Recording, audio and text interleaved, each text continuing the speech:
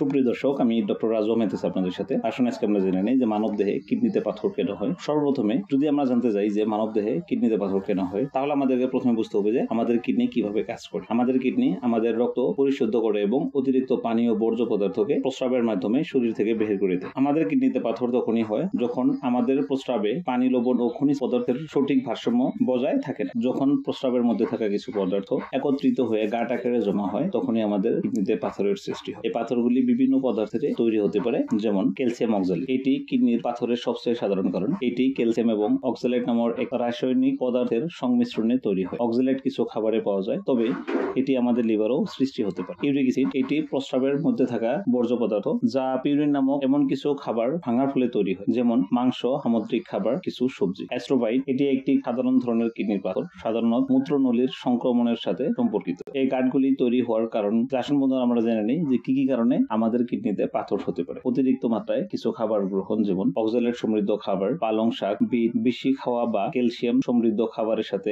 Oxalate সমৃদ্ধ খাবার একসাথে খাওয়া। যদি আমরা ক্যালসিয়াম সমৃদ্ধ খাবার অক্সালেট সমৃদ্ধ খাবারের সাথে গ্রহণ করি, তাহলে আমাদের কিডনিতে পাথর হওয়ার ঝুঁকি বহুত বেড়ে যায়। পানি শূন্যতা, পর্যাপ্ত পরিমাণে পানি না খাওয়া আমাদের কিডনির জন্য পাথর হওয়ার ঝুঁকি বাড়ায়। পর্যাপ্ত পরিমাণে পানি না খেলে প্রস্রাব ঘন হয়ে যায় এবং আমাদের কিডনিতে পাথর হওয়ার ঝুঁকি বাড়ে। অতিরিক্ত ওজন কিডনির পাথরের ঝুঁকি বাড়ায়। কিছু ঔষধ, বাজারে এমন কিছু মেডিসিন রয়েছে যে মেডিসিন গুলো কিডনিতে পাথর হওয়ার ঝুঁকি বাড়ায়। পারিবারিক ইতিহাস, পরিবারের কোনো একজন ব্যক্তির যদি কিডনিতে পাথর হয়, তাহলে সেই পরিবারে থাকা অন্য সদস্যরও কিডনিতে পাথর হওয়ার ঝুঁকিটাও বেড়ে যায়। আসুন এখন আমরা জেনে নেই যে কিডনিতে পাথর হলে কি কি লক্ষণ দেখা দেয়। কিডনিতে পাথর হলে বিভিন্ন ধরনের লক্ষণ দেখা দেয়। তার মধ্যে কিছু লক্ষণ আমি আপনাদের সাথে আলোচনা করতে চাইছি। পেটের নিচের অংশে তীব্র ব্যথা হতে পারে, যা পিঠ দিয়ে ছড়িয়ে যায়। কিছু সময়ে প্রস্রাবের সাথে রক্ত আসাও দেখা যায়। বহুতেই প্রস্রাব করতে অসুবিধা অনুভব করে, ঘন ঘন প্রস্রাব করার ইচ্ছা হতে পারে। এছাড়াও কিছু বেমার যদি আমরা সঠিকভাবে নিয়ন্ত্রণে না রাখি, তাহলে আমাদের কি হতে পারে, কিডনিতে পাথর হওয়ার ঝুঁকি বৃদ্ধি হতে পারে। যেমন আছে আপনার উচ্চ রক্তচাপ অথবা বাতের ব্যথা কিংবা মূত্রাশয়ে প্রদাহের উপযুক্ত চিকিৎসা না করলে কিডনিতে পাথর হওয়ার ঝুঁকি বেড়ে। কিছু কিছু রোগ, যেমন